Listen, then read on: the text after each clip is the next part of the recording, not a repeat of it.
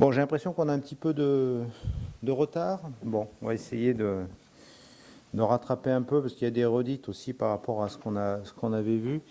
Je voudrais quand même insister sur un point, c'est que dans le choc cardiogénique, dans toute la prise en charge, et à tout moment de la prise en charge, il ne faut pas oublier quel est le projet thérapeutique global. Et on l'a dit, on le répète, mais il n'y a pas 36 solutions. Soit il y a la récupération à très court terme, soit il faut envisager la transplantation cardiaque, soit l'assistance cardiaque de longue durée. Et dans l'assistance cardiaque de longue durée, là aussi, ça peut être une attente de la transplantation, mais on voit que c'est de plus en plus compliqué avec les nouvelles règles d'attribution.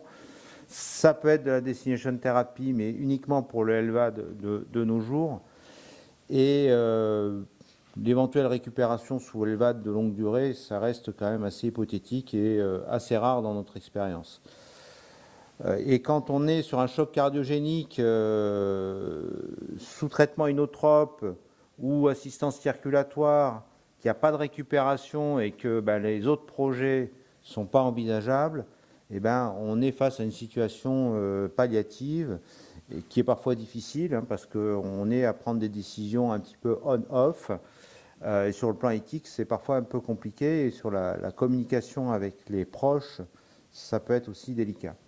Donc, il faut quand même se poser la question aussi un petit peu en amont, avant de se les inotropes moins, mais sur les assistances circulatoires, de ne pas se retrouver non plus quand on est à faible probabilité de récupération chez quelqu'un qui n'a pas de projet derrière, c'est quand même délicat.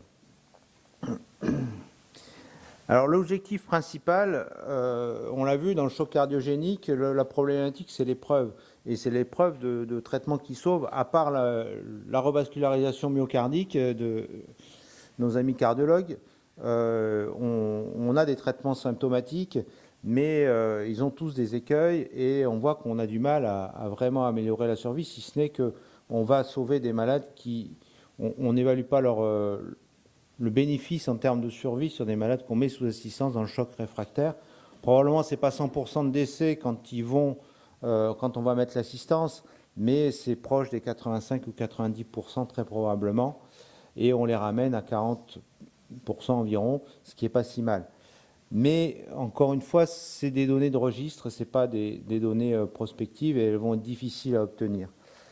Par contre, ce qu'on sait, c'est qu'il faut réduire, pour réduire les complications, il faut réduire la durée du support transitoire, que ce soit d'ailleurs les drogues ou les assistances mécaniques. Donc plus on va avoir des traitements prolongés, plus on va augmenter les risques liés aux catécholamines, liés aux assistances de courte durée. Et on voit que des ECMO ou SLS qu'on traîne plus de 15 jours, ça va commencer à être plus compliqué. L'Impella CP, elle est vendue pour être en place pour 7 jours. L'Impella 5 pour une quinzaine de jours. Bon, on sait qu'on peut durer plus longtemps, on sait qu'on peut tenir plus longtemps avec une ECMO, avec une Impella, mais qu'au-delà de ces délais, on s'expose à des risques supplémentaires. Donc ça, c'est le premier aspect, la durée globale. Et l'autre aspect, c'est essayer de toujours diminuer, tant faire se peut, la dose de suppléance, que ce soit les doses de catécholamine, les doses de support circulatoire, dès que c'est possible. Pas faire de la surassistance. Ça, c'est le premier palier, on va dire, du sevrage, c'est de ne pas trop les assister. Et on ne va pas revenir dessus sur tous les risques de surcharge ventriculaire gauche sous CLS et de risques thrombotiques éventuellement. De même, avec l'Impella, on a des risques liés à l'hémolyse. C'est une vis Archimède avec une vraie turbine. Donc, quand on tourne à haut régime, on a plus facilement des déplacements aussi si elle est mal fixée. Donc, il y a toujours, quel que soit le dispositif, il y a toujours des inconvénients. Et puis, enfin, c'est très important dans le projet global de déterminer assez rapidement vers quoi on va pour le patient, si la possibilité de récupération semble jouable ou pas. Et donc, organiser le sevrage le plus tôt possible quand cela est permis, mais aussi assez rapidement prévoir le plan alternatif, le bridge, quand on voit que le sevrage n'est pas réalisable dans des délais raisonnables. Donc ça, c'est important, et c'est pas effectivement au bout de 15 jours se dire bon, ce patient il n'est pas sevrable, qu'est-ce qu'on va faire? Là, on va passer là-dessus rapidement parce que vous les connaissez, on les a déjà montré, ces toxicités liées aux catécholamines avec la surmortalité. Alors bien sûr, on en a besoin, bien sûr, il faut composer avec, mais malgré tout, il y a un signal comme quoi ce n'est pas des traitements anodins, et ça, on le sait. Dans le post-cardiotomie aussi, c'est assez intéressant cet aspect-là, c'est que quand finalement, plutôt sur la partie droite de la diapositive, quand on utilise de la dobutamine ou des inotropes sur une faible durée pendant le péropératoire seulement, mais finalement on rejoint le pronostic de ceux qui n'ont pas eu d'inotropes. Tandis que quand le traitement est poursuivi en post-opératoire de façon plus prolongée, mais là on a une dégradation de la survie. Là aussi, bon, on l'a vu déjà au moins 2 ou 3 fois, les études noradrénaline versus adrénaline avec la toxicité supposée de l'adrénaline qui se confirme sur des données en méta-analyse. Voilà, donc il y a un signal probablement lié à la dose et aux circonstances dans lesquelles on les utilise, on est bien d'accord. Pour autant, ce n'est pas un médicament qui est interdit, mais c'est un médicament sur lequel ça doit être une alerte. Et effectivement, c'est pas quelque chose sur lequel on va pouvoir s'appuyer, en tout cas, pour sevrer une assistance circulatoire. On va pas dire on va mettre le malade sous adrénaline pour arrêter l'ECMO, quoi. Je veux dire, ça tombe sous le sens. Et bon, le lévocimandant dans tout ça. Alors, oui, ça peut être une piste, même que si dans le choc cardiogénique ou dans l'insuffisance cardiaque avancée aiguë, on n'a pas des niveaux de preuve là aussi que l'on souhaiterait, puisque on connaît l'étude LIDO et la Survive surtout qui ont marqué l'absence d'effet par rapport à la dobutamine. Il y a des effets dans des plus petites séries versus d'autres inotropes comme les inhibiteurs de phosphodiesterase. Quand on fait de la méta-analyse, on a l'impression qu'il y a un petit signal, mais ça frise la barre. Donc, bon, pourtant, on a besoin d'une alternative pour sortir les malades de cette situation dépendante des inotropes ou d'une assistance circulatoire. L'assistance circulatoire, vous voyez, bon, il y a quand même des écueils, il y a quand même des difficultés, l'OAP, l'Arlequin, l'ischémie de membre, l'hémolyse, voilà. Alors, comment décider du moment du sevrage? Quel est le timing finalement? Le timing, c'est le plus tôt possible, bien sûr, hein. On va d'abord réduire les doses inotropes. Alors bien sûr, on est un peu pris entre deux fers. Là. On a une CLS, on a besoin de garder des inotropes pour faire du wash-out pharmacologique, essayer de garder un peu de débit cardiaque natif. Donc on a du mal à se séparer complètement des inotropes, mais c'est quand même cette partie-là qu'on va d'abord sevrer avant de sevrer l'assistance circulatoire. Enfin, je ne sais pas si Alexandre est d'accord avec ça. Enfin, nous, en tout cas, c'est notre pratique. Ensuite, on va s'attacher à réduire le débit de suppléance et maintenir au minimum nécessaire. Et là, on a un petit peu parlé hier, c'est les cibles sur l'adéquation des perfusions d'organes. Alors, on peut l'évaluer sur la SVO2. Alors, c'est vrai que quand on est en phase de récupération, de sevrage, on a moins les difficultés initiales liées à l'inflammation, au sepsis-like, au CIRS qu'on peut avoir au tout début. Le lactate, mais ce n'est pas forcément toujours extrêmement réactif. La durée, si on n'est pas déjà sur une insuffisance rénale aiguë anurique, ça peut être un marqueur. Mais aussi la NIRT ou la microcirculation peuvent être intéressants. Globalement, on envisage le sevrage une fois que la situation est stabilisée en termes de défaillance d'organes, en termes d'hémodynamique, sur les doses de vasopresseurs, les nécessités de remplissage vasculaire, les prises de poids. Voilà, c'est un malade qui est plus en phase inflammatoire majeure. que la consommation en oxygène est équilibrée. C'est vrai que si le patient il est en train de développer un sepsis ou qu'il est en situation d'hémorragie active, c'est pas forcément effectivement le bon moment de tenter un sevrage. Voilà. Et il faut enfin qu'on ait des stigmates de récupération myocardique. Et ça, c'est comme l'a dit Astrid, c'est la vigilance plus que le monitorage quotidien à l'échographie de ces patients-là. Bon, le cathé de Swan-Ganz, c'est toujours très utile, mais à un moment donné, il faut savoir, on ne peut pas le garder non plus 15 jours, la Swan-Ganz. Donc on choisit, on le met au début pour guider les choses, très, très bien. On peut aussi le mettre pour le sevrage, mais ça fait quand même, souvent c'est 2 cathéters. Alors c'est vrai qu'en pratique, on ne le fait pas. On fait, pour le sevrage, c'est rare, c'est vraiment sur les cas difficiles qu'on va les mettre une Swan-Ganz, mais pas chez tout le monde. L'échographie reste quand même un élément incontournable. Alors, j'ai rajouté un petit élément sur la microcirculation.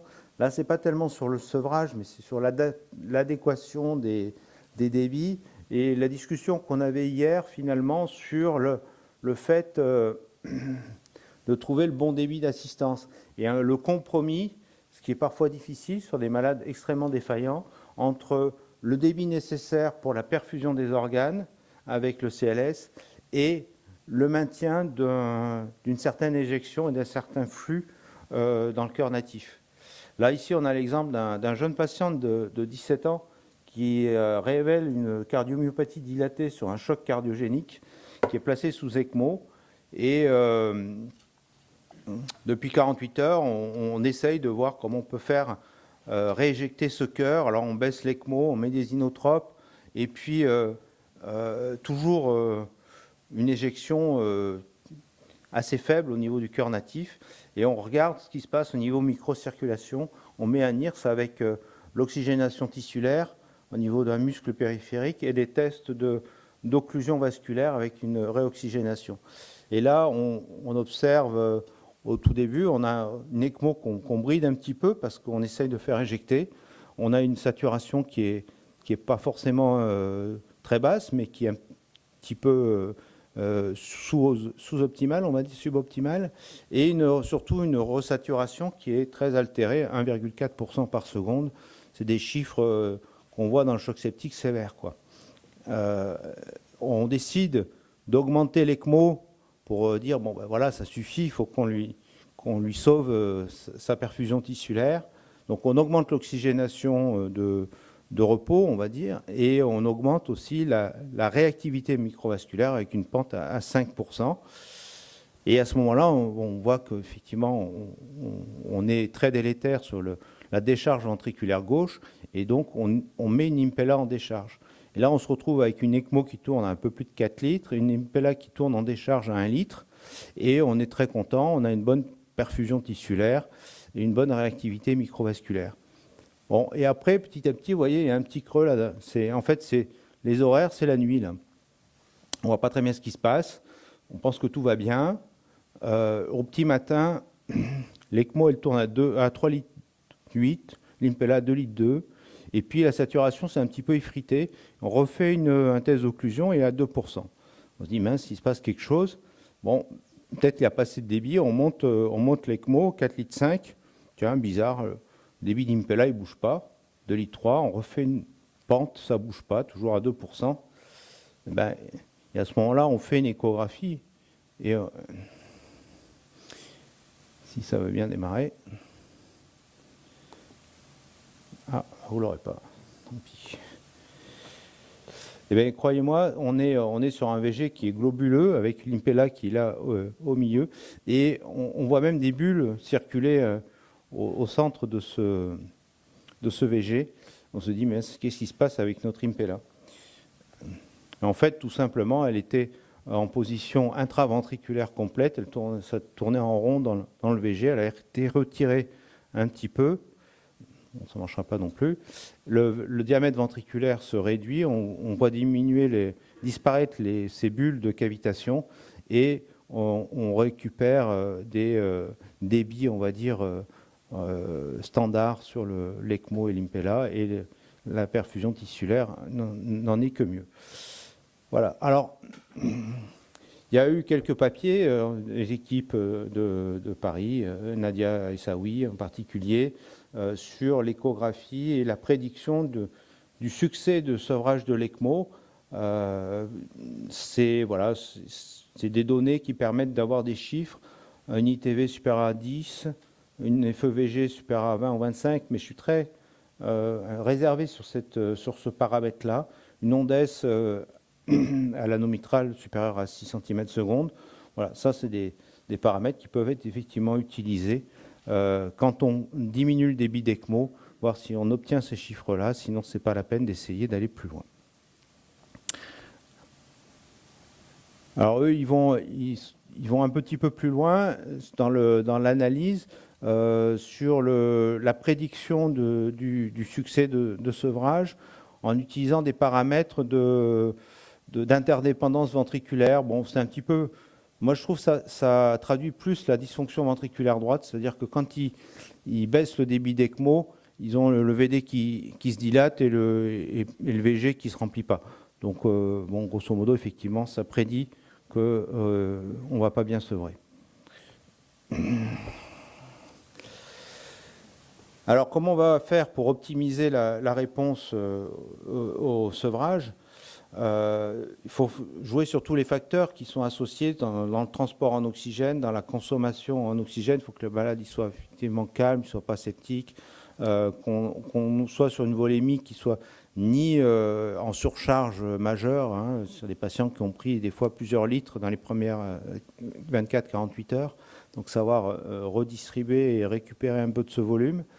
Et puis pas non plus être dans une situation d'hypovolémie qui peut être source d'un bas débit facilement compensable.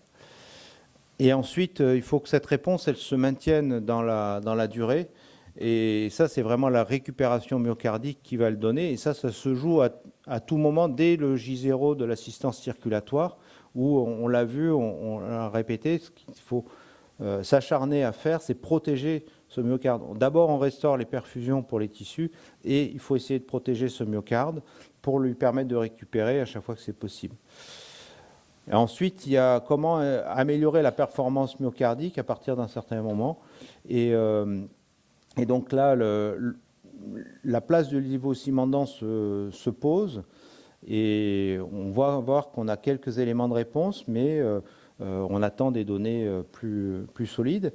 En tout cas, l'indication libellée de la commission de transparence de l'HAS, c'est effectivement l'échec de sevrage inotrope pour l'assistance circulatoire. Ça fait partie de l'indication du lévoscimandant. Donc, il faut qu'on l'évalue dans cette catégorie-là. Et voilà, bon, alors là, j'ai trouvé un papier très récent dans les Annals of Intensive Care qui est d'une équipe de La Réunion où ils ont effectivement, c'est une petite série de patients en rétrospectif, mais avec matché avec un propensity score. Et donc, ils ne trouvent pas de différence de mortalité à 30 jours sur la population matchée. Par contre, sur la population globale, bon, ils avaient une différence, mais c'est moins porteur, on va dire. Et par contre, voilà, sur les succès de sevrage de l'ECLS, il y avait 44% des patients en succès qui avaient eu du lévoscimandant contre 20% du groupe en échec. Donc c'était significatif. Il n'y a pas de changement sur la durée d'ECMO. Il faut savoir que le lévoscimandant n'était pas administré de façon très précoce forcément. Donc ça n'avait pas vocation à réduire la durée d'ECMO. On l'a vu dans le cas du post-opératoire, il y a un signal important par, je crois que c'est l'équipe autrichienne qui utilise le lévoscimandant très précocement dans les premières 24 heures pour sevrer l'ECMO post-cardiotomie avec un certain succès.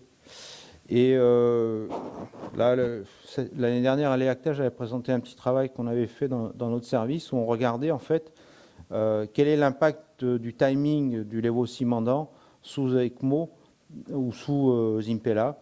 On prenait toutes les assistances de courte durée dans la réponse hémodynamique et dans le sevrage. Hein, donc on avait comparé ça sur les patients qui recevaient avant le deuxième jour, dans les 2 premiers jours, on va dire, et ceux qui le recevaient plus tardivement. Bon, il n'y a pas de grosse différence entre les groupes de patients.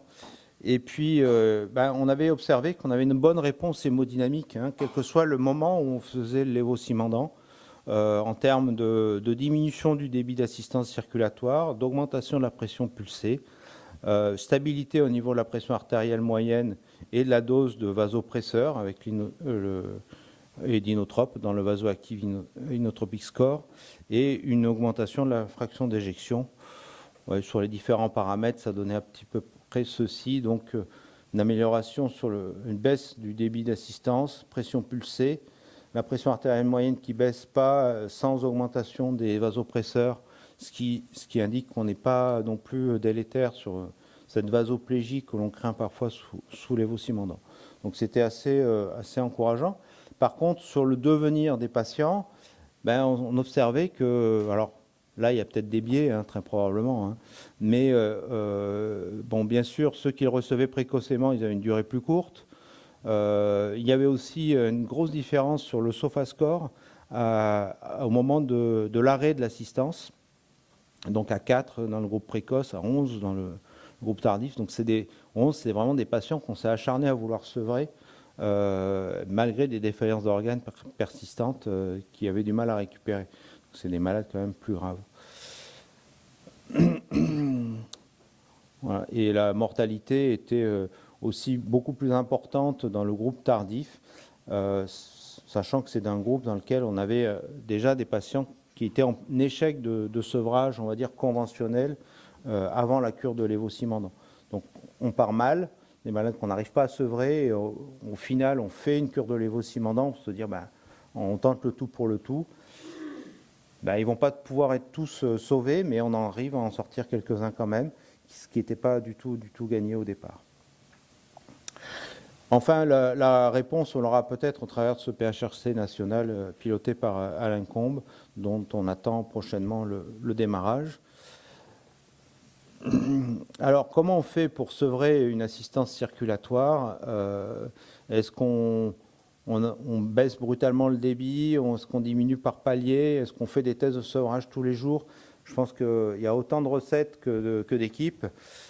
C'est difficile pour nous de se dire, bon, voilà, on est à 100% du débit d'assistance, et puis d'un coup, voilà, on diminue au débit minimal, et si ça passe ou ça passe pas, on remonte. Voilà. Nous, on fait plutôt progressif, c'est-à-dire qu'on chaque jour, on voit quand ça commence à récupérer, on va diminuer, pas forcément chaque jour, mais plusieurs fois dans la journée, par palier de 1 litre, le débit d'assistance, et on voit ce qui se passe, on considère. Et quand on arrive au débit minimal, qui est en général de ce que je vous ai indiqué là, hein, de 1,5 litre par minute, 1500 tours par minute sur les tours de pompe. On fait là le test de clampage sous échographie avec le monitorage le plus adapté possible, le NIRS éventuellement, avec un bolus d'héparine le plus souvent, parce qu'il y a un risque thrombogène dans ces parties-là. Et quand on est dans la phase de débit faible d'assistance circulatoire, il faut quand même penser à augmenter ces cibles d'anticoagulation, parce que c'est là qu'on a des soucis de formation de thrombus le plus souvent.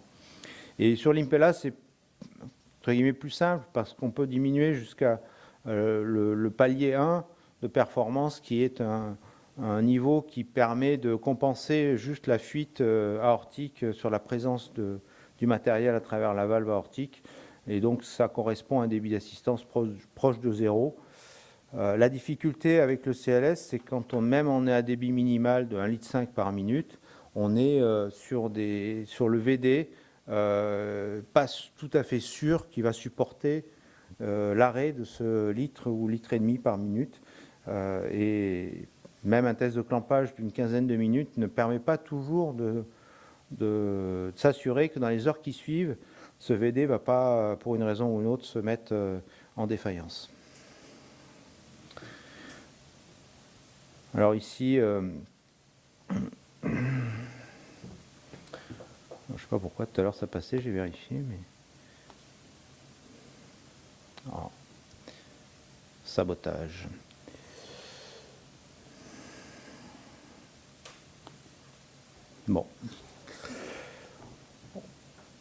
Donc là, on est sur une vue échographique. Normalement, quand ça bouge, c'est censé être une apicale 4 cavités.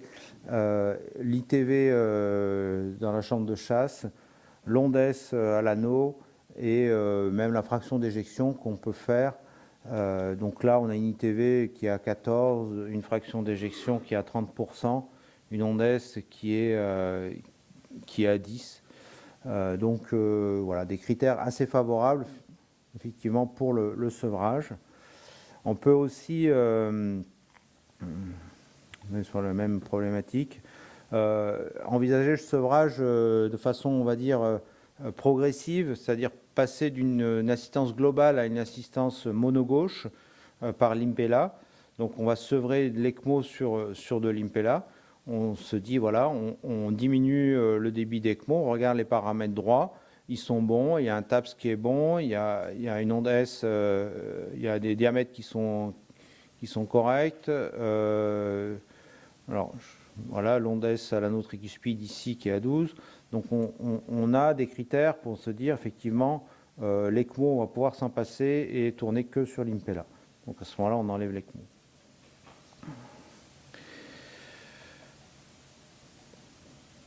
Ah, là, ça marche. Donc, patient là qui nous est transféré sous ECLS après un arrêt cardiaque et on évalue sa fonction ventriculaire. On se dit, est-ce que on va envisager le sevrage chez ce patient-là? Bon, quand on voit ça, on se dit peut-être, pourquoi pas. On est précoce encore, mais ça se présente pas trop mal. Et puis, on se dit, bon, on va essayer de voir quel est son ITV.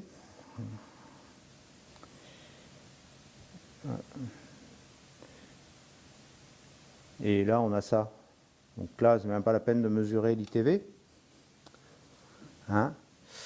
Bon, donc on voit même le sludge dans la racine de l'aorte ascendante, la valve aortique qui s'ouvre absolument pas. Pourtant, la paroi ventriculaire se contracte.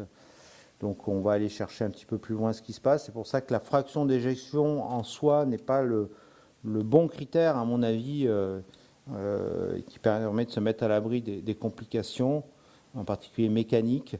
Donc là, sur la mitrale, on voit qu'il n'y avait pas de fuite mitrale, ça aurait pu être une explication. Et au final, c'était l'autre. C'était les normes CIV qui débitent à gros débit.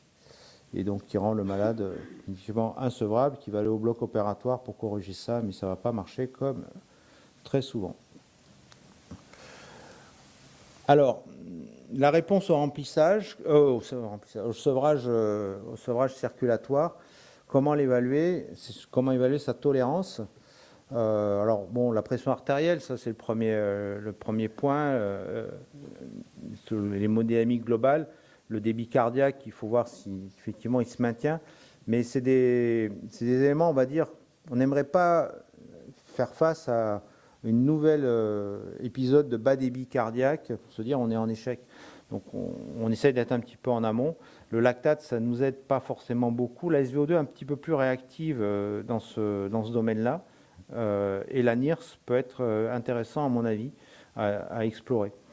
Et l'analyse au-delà de la NIRS plus précise de la microcirculation en termes de circulation, microcirculation sublinguale, avec les techniques actuelles de visualisation qui ne sont pas forcément accessibles partout. Le gap CO2, ça peut être une approche, mais encore une fois, sous ECLS, c'est difficile à interpréter parce qu'il y a les échanges liés à la membrane de la machine. Et la réactivité microvasculaire sur des tests d'ischémie-réperfusion, assez facilement accessible au lit du malade. Ça reste, à mon avis, quelque chose d'assez intéressant. Bon, les conséquences sur la fonction d'organes, mais là, je vais dire, c'est presque un petit peu tard. Quand on voit repartir les dysfonctions d'organes, ben c'est qu'on s'est raté. Et comment on définit un sevrage bien réussi? Effectivement, c'est un patient qui va pouvoir évoluer sans reprendre d'inotrope ou d'assistance circulatoire mécanique, avec un cœur natif, mais dans quel délai? 2 jours, 7 jours, 15 jours? C'est pas forcément facile, il faut qu'on s'accorde un petit peu là-dessus. Bon, 7 jours, c'est peut-être un bon compromis, mais bon, en même temps, c'est assez arbitraire. Là, ici, un exemple intéressant sur une équipe qui manipule aisément la microcirculation sublinguale. C'est l'équipe de Kaninche aux Pays-Bas. Et vous voyez là deux exemples de visualisation pris au même endroit sur un patient. Donc le patient du haut, c'est à 100% du débit d'ECMO, il est à 6 litres, il y a une PAM à 77, et c'est un patient qui va pouvoir être sevré. Et en fait, quand on fait le test de sevrage, à 50% du débit, donc 3 litres d'ECMO, une PAM à 64 qui baisse un petit peu. Mais quand on regarde la microcirculation, si on flèche ici, j'espère que vous voyez bien, les petits vaisseaux, les petits capillaires qui sont perfusés, ils restent à l'identique quand on baisse le débit d'ECMO de 50%. Et à contrario, dans l'autre exemple en dessous, donc on a 4,7 litres d'ECMO à plein régime, 75 de PAM, on baisse de 50%, on baisse aussi un petit peu la PAM par la même occasion. Et là, on voit disparaître complètement dans la zone d'intérêt ici, pratiquement on voit disparaître tous les capillaires qu'on voyait ici. Et dans la zone à côté, c'est quasiment la même chose. Donc ça, c'est un patient qui est en échec de sevrage après multiples tentatives au bout d'un mois d'ECMO. Donc là, clairement, on voit que c'est mal supporté sur le plan de la microcirculation. Et c'est un critère qui, à mon avis, est très intéressant et très puissant. Mais par contre, pas forcément toujours facile à manipuler pour les équipes non entraînées. Et enfin, il faut savoir gérer les échecs de sevrage, parce que ça va arriver. Donc, on n'obtient pas les critères de sevrage positif après un délai raisonnable. Mais alors là, au bout de combien de temps, c'est ça toute la question. Sur de l'ischémique bien revascularisé, on espère qu'au bout de quelques jours, le myocarde va récupérer. Donc au-delà de 5-7 jours, ça commence à être difficile s'il n'y a pas de récupération. L'échec, comme on l'a dit, peut être défini par la récidive du choc au moment du retrait de l'assistance. Qu'est-ce qu'on fait derrière ? Est-ce qu'il y a des facteurs qui vont favoriser cet échec qu'on pourrait traiter, ou est-ce qu'il y a des critères de sevrage qui étaient finalement faussement positifs ? Je vous l'ai montré tout à l'heure sur la fraction d'éjection, et des fois quand on va un petit peu vite, qu'on ne regarde pas bien comme il faut l'échographie ou le malade, on est un petit peu blasé par une activité débordante, on va dire, et ben on se plante, des fois ça arrive de se planter. Souvenir d'il y a quelques années, un patient qui en enlevait l'ECMO gentiment, et puis en fait il avait une valve mitrale ischémique, et quand on arrêtait le débit de l'ECMO, il s'est remis à fuir comme un malade sur sa mitrale. Et il s'est planté, il s'est mis en OAP massif, on ne l'a jamais récupéré. Voilà, donc il y a des écueils et il faut savoir, il faut les vivre des fois pour pouvoir y faire face. Donc les solutions alternatives, elles peuvent exister dans certaines circonstances, transplantation LVAD, BIVAD, Total Heart, mais aussi parfois, malheureusement, la limitation thérapeutique. Donc, les inotropes, les assistances mécaniques sont des traitements symptomatiques du choc cardiogénique. Ils ont vocation à être sevrés et il faut toujours favoriser les situations les moins délétères, soit au niveau médicamenteux ou au niveau des assistances mécaniques. Et là-dessus, on manque clairement d'études, mais elles sont très difficiles à designer, très difficiles à financer et à réaliser dans ce contexte d'urgence et de moyens limités, on va dire. Et enfin, la stratégie des assistances doit intégrer le sevrage. D'abord, restaurer les perfusions d'organes, protéger le myocarde défaillant. On détermine la possibilité de récupération le plus tôt possible et on n'hésite pas à combiner des thérapeutiques, que ce soit des combinaisons d'assistance, des assistances plus inotropes, on va dire, de nouvelle génération. Et tout ça se fait autour d'un travail d'équipe et on a commencé à l'évoquer tout à l'heure, mais je crois que c'est très important, cette notion de Heart Team autour duquel on va tous s'impliquer autour du malade, que ce soit sur les thérapeutiques de courte durée, de longue durée, des assistances mécaniques, des médicaments, des infirmiers, des perfusionnistes, des médecins, des cardiologues, des chirurgiens, voilà, tout le monde. Voilà, je vous remercie. Merci Philippe pour ces messages qui sont très importants. Est-ce qu'il y a des commentaires, des questions? Qui a dans son institution un protocole de sevrage d'ECMO avec l'ITV, la pression, tant de catécholamine, sinon on n'initie pas les choses? Il y a un protocole. Il y a un protocole. Pas de questions? Pas de... Un commentaire. Ah. Merci Alexandre. Est-ce qu'on ne fait pas... Enfin, la question, on cherche tous à trouver des espèces d'indices pronostiques sur la sevrabilité.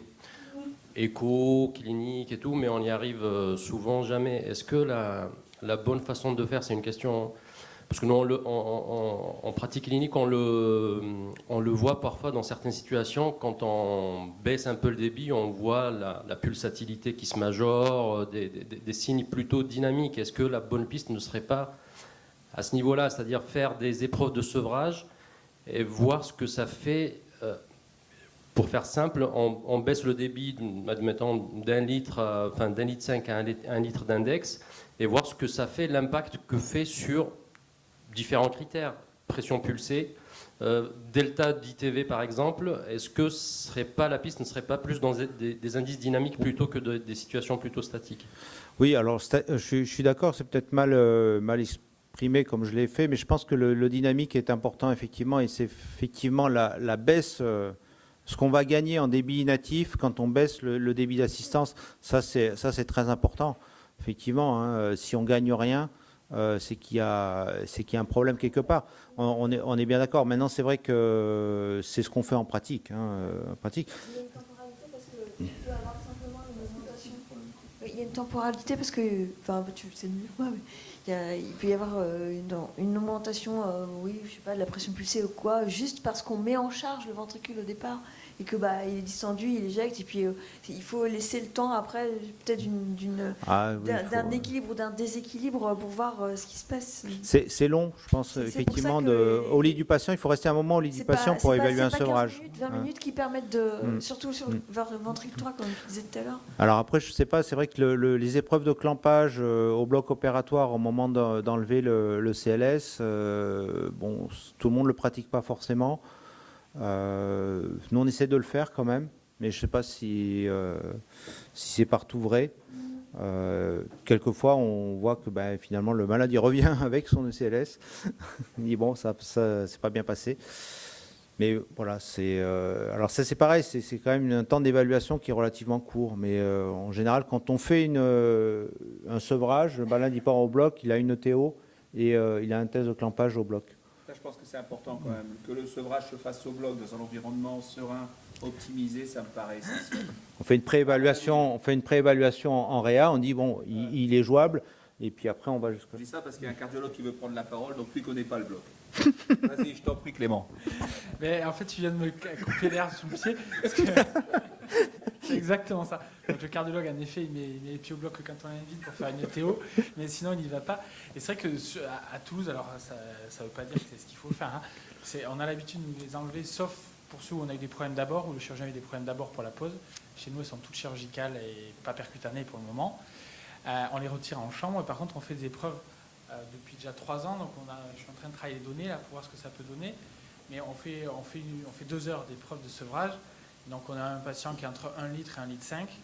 On fait une écho avant, avec une gazo-veineuse artérielle avant, de la lactata avant, la même chose après. Et en fait, sur les premières datas, les premiers 60 malades qu'on a analysés déjà l'année dernière, ce qui ressort, c'est vraiment les variations de VT-DVG ou de FE, l'ITV, le delta ITV, classiquement c'est 20%, la pulsatilité artérielle, et là on était plutôt à bien 25 de pulsatilité. Et après, j'étais hyper déçu, mais on a mis les paramètres lactate et SVO2 en se disant on va avoir un reflet de la perfusion. En 2 heures, on a des malades, oui, vraiment, on voit une variation dans un sens ou dans un autre, mais il y en a où il ne se passe strictement rien. Et du coup, ça, je ne sais pas trop comment faire pour les faire. Et tu veux dire qu'ils vont se planter à ça? Alors, le problème, en fait, de ces études à l'heure actuelle, c'est que, par exemple, les études de Nadia et de la Pitié, ou de la HEGP aussi, c'est qu'on regarde, le médecin, à la fin, décide s'il enlève ou pas. Et donc, c'est là où l'analyse est hyper compliquée des datas. C'est qu'en fait, il y a des fois, on a décidé de ne pas l'enlever, et peut-être que si on l'enlevait, ça serait passé. Et on a fait l'inverse. Et donc, le problème, c'est pour l'analyse des data, Il y a plus c'est de là où groupe- c'est il y a plus de dur. groupe contrôle, quoi. Ouais, c'est ça le problème. C'est pas randomisé, c'est observationnel. Il y a quand même 2 points. Enfin, il y a un commentaire, c'est quand on baisse le débit pour ceux qui sont peut-être pas complètement, mais comme c'est masterclass, vraiment il n'y a que des experts. Quand vous baissez le débit, vous baissez le débit également de la jambe. Donc ça c'est un point très Et ça, on important. n'a pas Donc quand regardé. tu dis 1 heure ou 2 heures, faut faire attention quand même. Hein. C'est le débit qui alimente la jambe, la canule de reperfusion. Et est-ce que vous accentuez l'anticoagulation quand vous faites ces efforts de clampage ou pas? Nous, sur De on est clampage presque- ou de sevrage. Ouais, normalement, on est à 0,2, 0,3 anti-DISA chez nous. Et là, on monte, ouais. Alors, on n'a pas forcément anti-DISA sur 2 heures, mais on monte Monter un petit peu ouais. ou un petit bolus pour accentuer en ça. se disant c'est qu'on bon. soit plutôt à 0,5, Ouais. quoi. D'accord. Pas d'autres commentaires, pas d'autres questions? Si, moi j'en aurais un. Oh, excuse-moi Stéphane. Juste une question. On a vu que vous aviez, pour le sevrage, mis une barre aux alentours de 7 jours, pour savoir si, entre 2 et 7 jours, pour savoir si le sevrage était réussi. A contrario, est-ce que vous avez des limites en termes de poursuite de l'ECMO? Et à savoir, est-ce que pour un patient ischémique post-opératoire, jusqu'à quand vous poursuivez l'ECMO, Ouais. sachant que ça n'a pas l'air de s'améliorer et, Oui, c'est ça, mais il faut savoir passer au plan B suffisamment tôt, à partir du moment où on s'est donné les moyens de faire un sevrage dans les bonnes conditions et que ça passe pas, et pas attendre effectivement 3 semaines sous ECMO et on fait quoi maintenant? Alors les 7 jours, enfin les 7 jours, c'est après l'ablation de l'ECMO, savoir s'il n'y a pas de récidive du choc à l'ablation. Pour dire que le sevrage finalement est réussi. Donc là, je pense qu'il n'y a pas 2 définitions pareilles dans la littérature, mais je crois qu'il faut trouver quelque chose d'assez cohérent. Mais par contre, effectivement, sur de l'ischémique, je pense que s'il n'a pas récupéré au bout d'1 semaine dans les bonnes conditions, si on s'est donné les moyens, ça va être vraiment de passer à autre chose. Et là, avec l'évolution du score cœur sur la transplantation, c'est aussi important parce qu'on va être limité à 14 jours. On est maintenant, depuis le 1er février, limité à 14 jours d'ECMO. Donc, si on prend déjà 1 semaine pour l'évaluation de la récupération, qu'on voit qu'on n'en reste plus qu'1 semaine pour greffer le malade, quoi. C'est même, ce nouveau score est quand même très particulier. C'est-à-dire que ça a été acté au départ, ils voulaient nous imposer 10 jours pour d'ECMO, pas de liste, 10 jours d'ECMO. Donc, ça a été 12. À J12, en fait, on est au max de points, ces fameux 1059 là. Après, on perd 100 points par jour jusqu'à J16 et à J17, on est sorti de liste. Donc c'est vrai que ce nouveau score, l'objectif étant de pousser les gens à faire du LVAD, puisqu'on est à moins de 30% des objectifs de la Sécu pour la pose d'LVAD en France, et que tout le monde considère en France que la greffe est le projet de ces malades-là. Mais c'est vrai que là, ça devient hyper restrictif. Oui. Alors, dernièrement, Il faut quand même faire attention à ne pas greffer des malades qui pourraient potentiellement récupérer. Il faut pas non plus. Non, mais, On ne peut pas les lister à J0, quoi. Je ne suis C'est- pas en train de te dire que je suis d'accord avec ça. Moi, je faisais partie des gens à La Réunion qui ont plutôt tiré dans l'autre sens, en disant il faut probablement mettre un blocage, parce qu'avec le score comme il était depuis l'année dernière, il y a quand même beaucoup d'abus. C'est plus de 40% des malades sous ECMO. Les chiffres de décès à J30, ils sont catastrophiques. À 6 mois, on ne va pas tarder à les avoir. C'est encore pire que catastrophique. Donc c'est pour ça qu'ils veulent bloquer. Mais nous, on a 2 malades là qu'on aurait dû greffer. Et il y en a un qui a fini avec un cœur total. Je dirais que ça renforce l'évo-cimentant précoce, comme tu l'as montré dans ton travail. C'est extrêmement intéressant, puisque le délai est compté d'assistance. On a intérêt à mettre d'emblée les stratégies pour gagner Ouais, du temps. c'est l'intérêt, j'y vois, c'est ça, c'est de se dire finalement rapidement dans quel cours on va jouer, quoi, hein, et puis on se donne tous les moyens au début, et puis si ça marche pas, il faut vite passer à autre chose. Après, il reste quelques indications, on va dire, compassionnelles de rescue, mais c'est pas le même résultat, quoi.